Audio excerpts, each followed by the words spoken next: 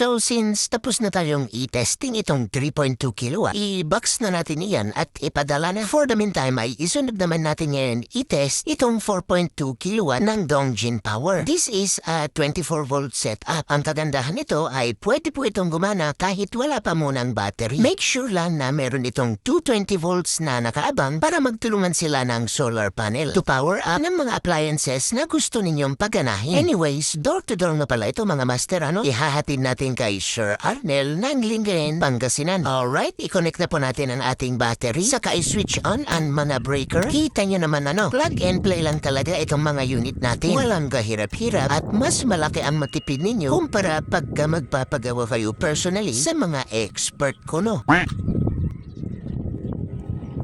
Ayan, sir, kita mo naman, laga na Don't worry dahil pagdating ko sa inyo ay i-set up muna natin at paganahin bago pa man tayo maghiwalay. Heto, at nilagyan ko na rin ng MC4 ang wire ninyo papunta sa inyong solar panel para wala na po kayong problemahin pa.